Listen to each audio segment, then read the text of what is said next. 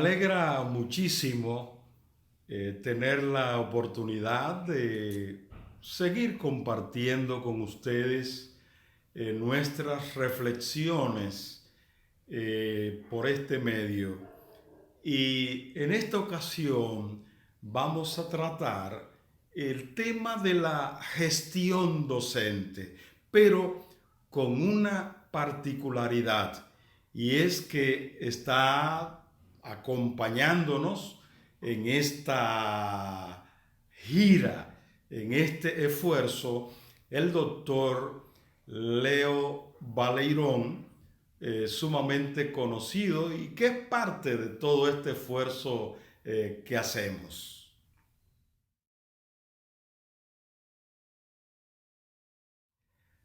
Bueno, vamos a ver, Leo, qué tenemos para, qué importancia pensamos que tiene una buena gestión docente. Mira, ese es un tema, Alberto, interesante, el tema de la gestión docente.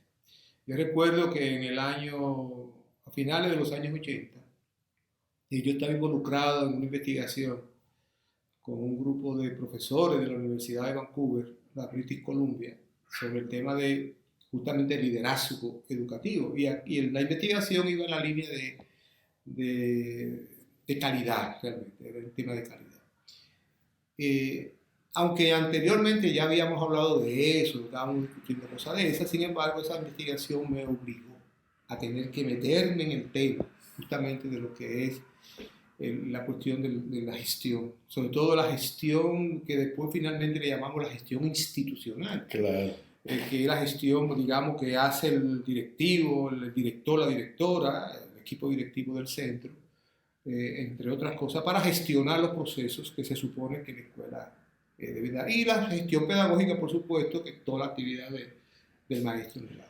A veces nos descuidamos. Un director tiene tanto cúmulo, tantas responsabilidades que atender, que se dedica a la gestión administrativa en desmedro de la gestión docente. Sin embargo, el liderazgo institucional, que es atendible, que es fundamental, no se puede comparar con el liderazgo pedagógico, porque la función de la escuela es pedagógica. Y la misión de la escuela, ¿cuál es? Que los niños aprendan. Sí, y fíjate que en ese liderazgo administrativo, como tú dices, que yo digo que más que es una gestión administrativa, yo recuerdo que en contacto con los directores, decía, es que a mí se me va todo el tiempo contestándole los papeles al Ministerio de Educación, a la Secretaría de Educación. Digo yo, sí, pero su función no es esa solamente. O sea, usted tiene que hacer eso, pero usted tiene que hacer mucho más cosas. Incluso las investigaciones, eso es lo que indican, que si algo tiene que hacer el directivo o el equipo de dirección en estos momentos, es mejorar lo que él hace en atención a los procesos del aula de clase. Así mismo. Y fíjate, y en ese estudio yo recuerdo que, claro, teníamos el contacto con estos investigadores de Vancouver, que eran individuos que tenían un historial de investigación impresionante en el tema de efectividad escolar o escuela efectiva, ¿sabes? Sí, sí, sí. Y entonces yo recuerdo que hicimos una revisión minuciosísima de todas las investigaciones que en ese momento había. Y nos metimos en el campo a estudiar de manera cuántica y cualitativa qué caracteriza la gestión de la escuela y qué caracteriza la gestión del director, la gestión pedagógica. Y fíjate, una cosa muy curiosa, nosotros comenzamos con 23 variables, que eran las variables que a nivel internacional aparecían, ¿no? Que estaban asociadas con la efectividad escolar. En el estudio se agregaron otras variables, pero, nosotros teníamos dos grupos de escuelas. Un grupo de escuelas que se llamaron escuela efectiva y un grupo de escuelas que se decía no efectiva. No, Todo vino por una prueba que nosotros mismos desarrollamos y entonces le aplicamos a los niños esas pruebas de matemática y comprensión lectora y claro, fue un criterio de decir, los niños, las escuelas que tienen promedios relativamente altos, le vamos a llamar escuela efectiva. y los niños que tienen promedios relativamente bajos le vamos a llamar escuelas no efectivas. Y ese fue el criterio que tomamos. Claro, esas pruebas pasaron por todo un proceso de análisis, de discusión, de pruebas de experimentales, para tener realmente certeza de lo que estábamos haciendo. Después que hicimos los 2 grupos de escuela, yo tenía 8 profesores capacitados, profesores de la universidad, era la Universidad Nacional Pedro Enrique Ureña, donde estaba haciendo la investigación. Yo dirigía el Instituto Central de Investigaciones en ese entonces. Fueron capacitados para observación cualitativa. A esa gente, ellos no sabían cuáles escuelas eran efectivas y cuáles escuelas no eran efectivas. Eso lo sabía yo. Claro. Entonces yo lo mandaba y le decía, bueno, a usted le toca esta semana visitar esta escuela. Usted le toca esta semana, iban en pares. Y ellos iban anotando todo lo que veían. Y luego, con una guía que después le dimos, entonces ellos organizaban las observaciones. Mira, fue interesantísimo. Porque ¿qué encontramos nosotros? Que en el grupo de escuelas llamadas efectivas era evidentísimo que el director tenía un liderazgo fuerte. El concepto que teníamos era fuerte y activo. Fuerte porque se sentía que la directiva, el director, la directora, tenía ese liderazgo en la escuela. Liderazgo que era reconocido por los maestros, por los estudiantes, por los padres, se reconocía. Activo porque era un individuo que no estaba sentado en el escritorio. No, ese tipo estaba constantemente mirando la situación que ocurría en la escuela. Entonces, se podría decir que para que una escuela realmente sea efectiva y que pueda desarrollarse en ella procesos de calidad, parte porque cuente con un liderazgo efectivo. Eso es fundamental, porque al final de cuentas, tú recordarás cuando estábamos con la escuela de directores, Sí. en el módulo 1 que yo tomaba, que yo le ponía aquel videíto de la Quinta Sinfonía de Beethoven. Sí. Y recuerdo que los directores, en todos los grupos siempre decían, pero es que ese tipo, el que está dirigiendo la orquesta, ese tipo tiene los ojos cerrados. Y ese tipo está diciéndole a aquel, cállate, sube, y va armonizando todo con los ojos cerrados. Claro, porque él sabe cuál es la armonía de esa armonía que él tenía que trabajar ahí. Y decíamos, eso es lo que hace el director. El director de una escuela, como una sinfónica, hay violines, violonchelo, hay cello, hay cuerda, trampón, todo ese tipo de cosas hay ahí. ¿Representado en quién? Los maestros, los estudiantes, los papás, la mamá, el personal administrativo. Y el director tiene que gestionar todo eso.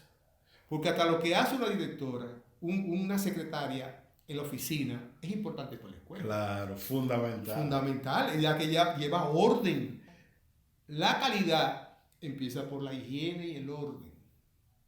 Por ahí empieza. Sí, imagínate si las visitas se van con los fondillos sucios o el director anda mal sencillamente porque no hay limpieza. ¿Qué aspecto va a haber y qué impresión van a tener los alumnos, los maestros, los padres, todo el mundo? O sea, eso es imposible. ¿Cuál es la línea de liderazgo que se ha descubierto que debe seguirse en este tiempo? Porque recuérdate que hubo el predominio del liderazgo unipersonal, pero ya no es así. No. Cuando hablamos de liderazgo, ¿de qué estamos hablando en este tiempo? Mira, partamos de la realidad de la escuela. La escuela es una institución que tiene que estar constantemente en movimiento y transformación. Constantemente. ¿Por qué? Porque los niños son la expresión de las nuevas generaciones. Y entonces, no podemos pretender que los niños se adapten a la escuela. La escuela tiene que adaptarse al niño, a la niña. Y en ese sentido, siempre hemos planteado, y recuérdate cuando trabajamos con aquel documento que le llamamos el modelo de gestión para la calidad de los centros educativos, decíamos, claro, para lograr eso, tú necesitas un liderazgo transformador, tú necesitas un liderazgo de una persona que es capaz de meter a todo el mundo en esa lógica de ir transformando las prácticas, que es lo que va a permitir transformar la conciencia. Es decir, el maestro el maestro todos los días tiene que reflexionar sobre las cosas que hace, sobre aquellas que dan resultados, sobre aquellas que no dan tantos resultados, sobre los muchachos, los niños, las niñas, para ir mirando cómo van los procesos de aprendizaje. Y eso supone una actitud transformadora permanente. Claro. ¿Por qué? Porque si yo me acomodo y yo digo, no, yo lo que sé hacer es esto, y lo hago siempre, lamentablemente, la realidad se me va a ir por delante. ¿Por qué? Porque los sujetos son activos. Él como maestro tiene que ser un sujeto activo. Yo recuerdo, Alberto, que en ese estudio, la segunda variable fundamental tenía que ver con el maestro. Y decía, la variable decía, el maestro atiende personalmente a cada niño en el aula. Claro. Es decir, la escuela efectiva, efectivamente, que era la segunda variable poderosa, cada maestro estaba muy atento a los procesos que iban siguiendo los niños en su mascota, en el aula, en la dinámica del aula. Quiere decir que ese liderazgo transformador, ese liderazgo que es capaz de meter a todo el mundo en esas lógicas, en las lógicas de ir transformando. Es como dice un amigo que es también muy conocedor de todas las cosas, es como transformando las lógicas y empujando los límites, transformando las lógicas y empujando los límites. Es decir, la escuela es dinámica. Y si no somos capaces de darnos cuenta de lo que eso significa, entonces vamos a seguir haciendo, vamos a seguir construyendo, si vale la pena decirlo, una escuela que está fuera totalmente de la realidad que estamos viviendo hoy. No, y todos esos procesos, como bien has dicho, no puede hacerlo una persona. Es todo un conjunto, todo un equipo. Por suerte, en los últimos lustros, las últimas décadas, en la República Dominicana, ha estado tomando curso, tomando terreno, el equipo de gestión de la calidad. Y a propósito que te referiste al documento del modelo de gestión de la calidad para los centros educativos, me parece que pudiéramos comentar un poquitito acerca de esto, porque es fundamental dentro de la gestión docente, ¿no? Si no hay un modelo que nos orienta, que nos guía, pues probablemente estaríamos improvisando y estaríamos actuando al azar a lo que salga. Así es. Yo creo que en este proceso uno tiene que tener una suerte de orientación. Y es una orientación consensuada, o sea, una orientación que no me viene, sino una orientación que yo construyo. Y claro, recuerda cuando nos metimos en ese tema de un modelo de gestión para la calidad de los centros educativos, era porque veíamos la necesidad de tener una herramienta. Yo recuerdo que una de las amigas decía que ella veía el modelo como una especie de anaquel, como un anaquel, como un librero, donde tú colocas cada cosa en su sitio y lo va colocando y lo va, digamos, armónicamente trabajando. Esa era su interpretación, pero efectivamente hay que tener un modelo, porque hay que tener como hacia dónde yo voy, cuál es mi visión de la situación, de la realidad de los aprendizajes, pero cuál es la visión que yo tengo de escuela. O sea, ¿qué es la escuela? La escuela que está insertada en una comunidad, la escuela que está insertada en un campo, la escuela que está insertada en la ciudad, en las zonas urbanas, semiurbanas. ¿Cuál es mi escuela? ¿Y cómo se organiza mi escuela para enfrentar los retos que es que los muchachos aprendan? Claro. Entonces ahí el modelo es fundamental. Y recuérdate que en el modelo decíamos, hay unos principios fundamentales. Uno es la particularidad, cada escuela es particular, que es un gran tema. Es un tema difícil. ¿Por qué? Porque la tendencia, sobre todo del área, de la sede central del ministerio, por ejemplo, ¿cuál es la tendencia? A pensar en las escuelas como que todas son iguales. Las escuelas no son iguales ninguna. Son distintas todas. Yo me acuerdo que cuando estábamos en ese proceso, yo le pedí una reunión a las monjas del Marillar. ¿Tú te acuerdas, no? Sí, sí. Y esa señora fueron los equipos de gestión, a propósito de que tú mencionabas, los equipos de gestión de las diferentes, ellos eran 5 escuelas dentro de la congregación, que estaban en barrios distintos, Sí, en zonas distintas, eran efectivamente escuelas guiadas por una misma filosofía, pero eran escuelas diferentes, totalmente. totalmente distintas. Ahora fíjate, la cosa es fácil en un sentido, pero también es compleja porque tú dirías, en el contexto social, todas tienen que ser por necesidad diferente, pero en la cultura de los individuos y de las comunidades en las que está enclavada esa escuela es propia, es particular. Pero ¿por qué digo que la cosa es mucho más compleja?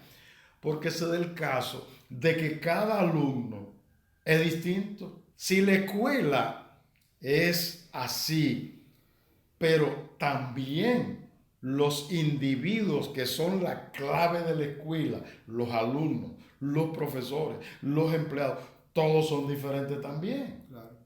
¿Cómo encarar eso sin un liderazgo que realmente inspire y transforme? Exacto, imposible, ¿no? Imposible. Por eso yo digo, lo que hay que tener claro, y yo creo que ahí en lo del modelo, esa era, digamos, parte de la intención. Lo que hay que tener claro es el propósito. ¿Para qué es la escuela? La escuela está para que los muchachos aprendan. Ahora, tenemos que entender que esos procesos de aprendizaje son particulares. ¿Todos los niños aprendan de la misma manera? No, ningún ser humano aprende igual que el otro. O sea, tú y yo tenemos dos estilos de aprendizaje posiblemente distintos.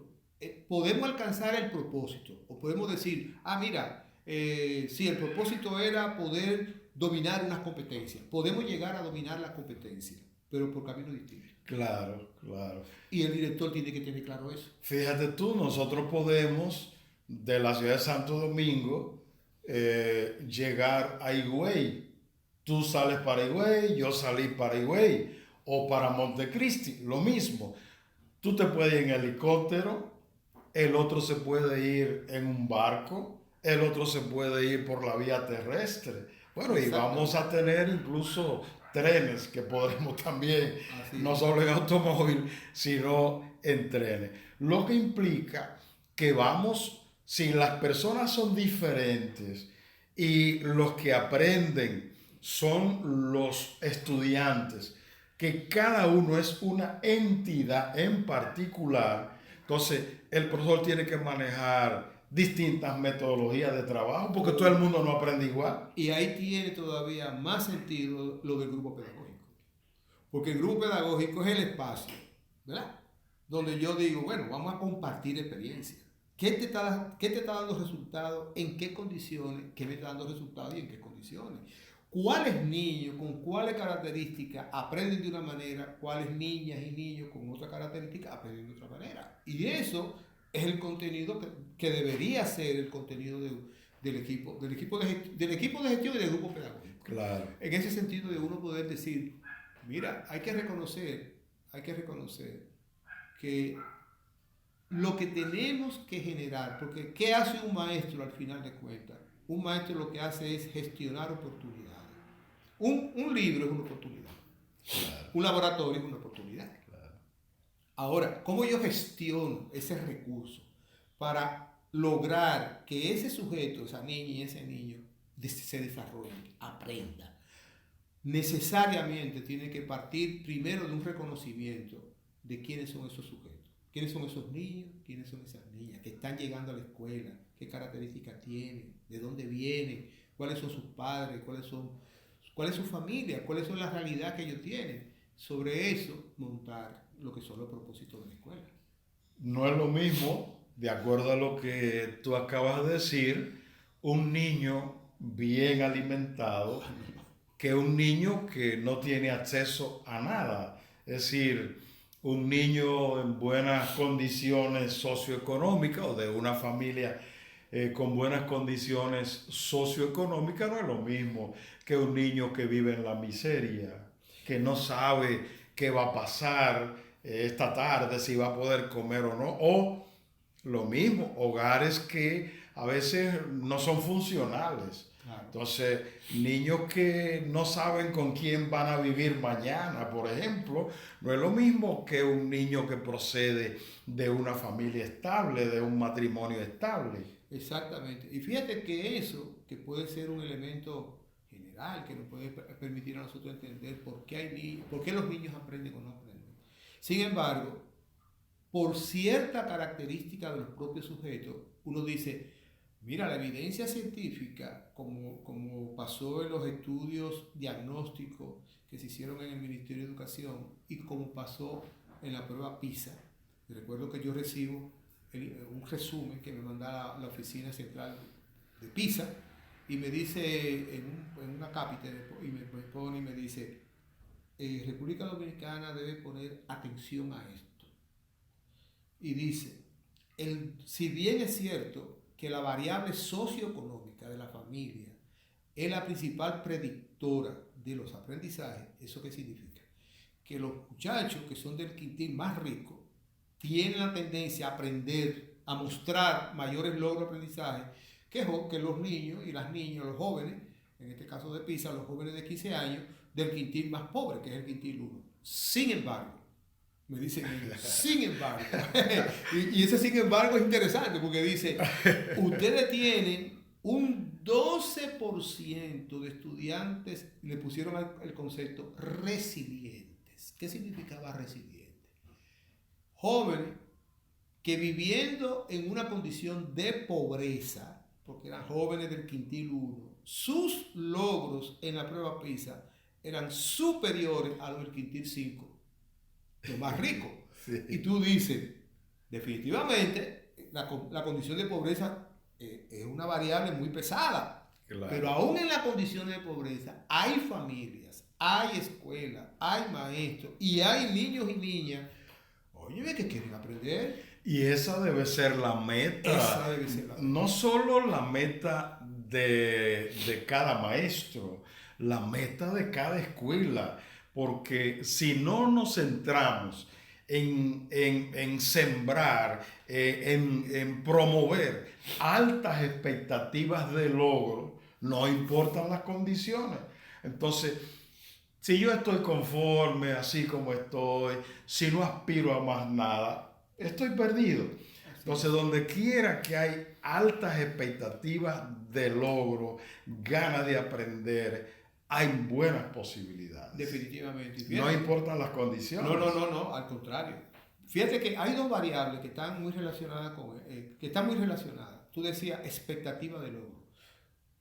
Un maestro efectivo es un maestro que genera altas expectativas en sus estudiantes.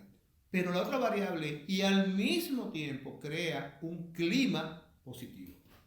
Es decir, crea un clima de aula donde aprovecha todo lo que en el aula llega, de manera positiva para promover que los niños y las niñas aprendan. Y eso es un tema sumamente importante y eso es parte fundamental de la gestión pedagógica. Claro, pero mira, así como quien no quiere las cosas, hemos ido dejando una serie de elementos que me parecen fundamentales y que todo profesor, todo directivo de escuela, todo coordinador docente debería conocer al detalle. Hemos hablado de liderazgo educativo, hemos hablado de cuál es la visión, la misión de la escuela, que es que los niños aprendan. Es decir, las escuelas tienen que centrarse en el aprendizaje de los niños, pero hemos hablado de la necesidad de generar en todos los estudiantes y aún en su familia altas expectativas de logro. Y tú mencionas también ahora el tema del clima de aprendizaje, del clima escolar o el clima relacional, como los llaman los norteamericanos. A mí me parece que estos puntos son determinantes. Una comprensión de esto me parece fundamental. Fíjate, y eso es un tema que debe ser, digamos, el tema día a día del equipo de gestión e incluso de los grupos pedagógicos.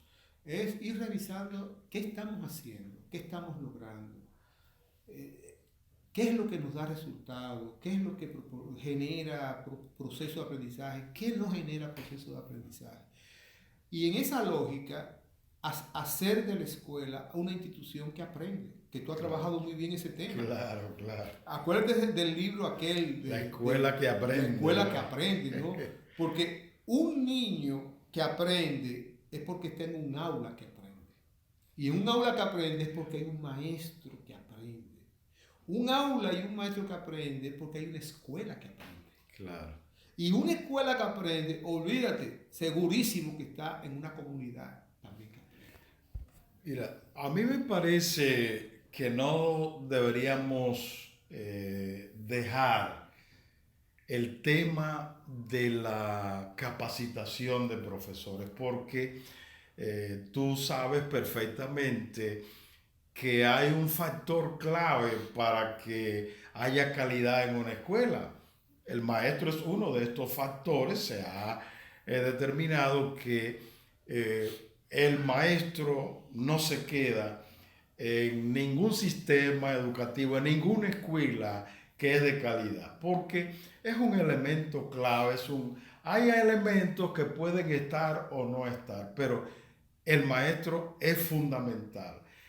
Pero maestros sin una buena formación y sin un buen programa de educación permanente, como que no está bien. ¿Qué podemos comentar en torno a este asunto de la capacitación, de la formación de ese elemento tan fundamental como es el docente? Mira, el tema de la capacitación es un tema delicado, tú lo sabes muy bien, con sus complejidades. Hay una formación inicial. El docente recibe una formación en la universidad, pero esa formación que recibe en la universidad tiene, vamos a decirle así, tiene fortalezas y tiene debilidades. Posiblemente el maestro, cuando estuvo formándose inicialmente, pudo aprender muchas cosas que son importantes, pero es posible que muchas otras no la aprendió bien. ¿Por qué? Porque quizás el mismo maestro que le tocó en la universidad no hizo los énfasis que había que hacer, no se leyeron las cosas que había que hacer, no se hicieron las prácticas que debieron hacerse de manera continua. Quiere decir que uno va con digamos, armado de una serie de competencias y de conocimientos a la escuela. Y a veces, más que nada, se tiene mucha información, pero escasea la formación. Exactamente. Y yo recuerdo que en la evaluación última del desempeño que trabajamos allá en el Ministerio de Educación, que fue en el 2017, por ejemplo, salió un aspecto que según la evidencia a nivel nacional, era el aspecto más débil que tenía el docente, más débil, donde había que prestar mucha atención, y así lo hicimos ver en el informe, era el tema de la planificación. Planificación. O sea, muchos maestros no dominaban la planificación, un elemento vital, es decir, porque en educación usted tiene que tener claro a qué usted va al aula todos los días. Claro. ¿Qué es lo que usted va a hacer en esa aula? ¿Qué usted lleva a propósito de lo que usted está ya haciendo? ¿Qué usted lleva hoy? La planificación es vital. ¿Con qué nos encontramos?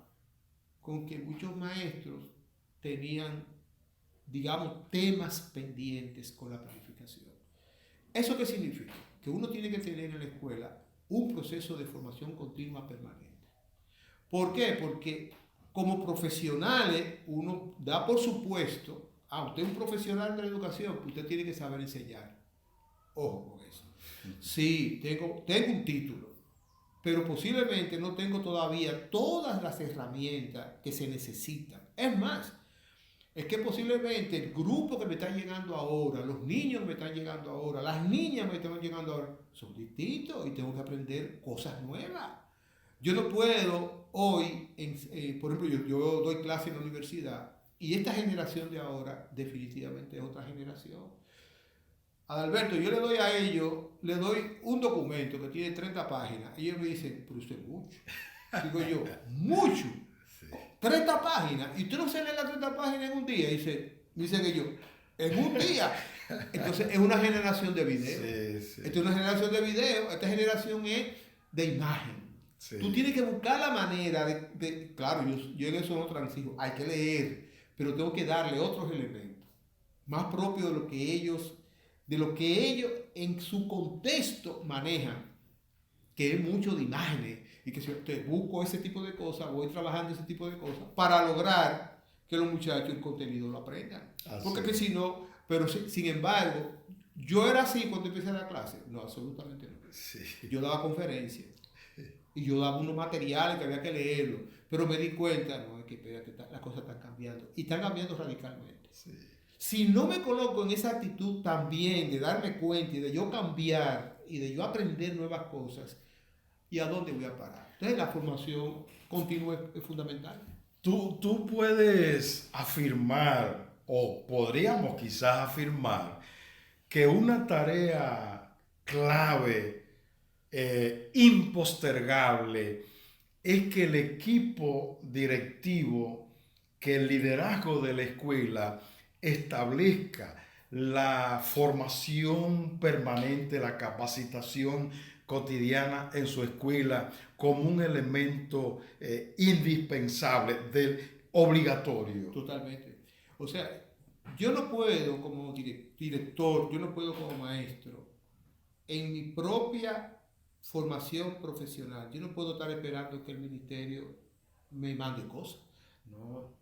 El ministerio tiene una obligación y tiene que hacer cosas. Ahora, yo en la escuela tengo que darme cuenta que tengo que seguir aprendiendo, que tengo que seguir buscando, que tengo que seguir indagando.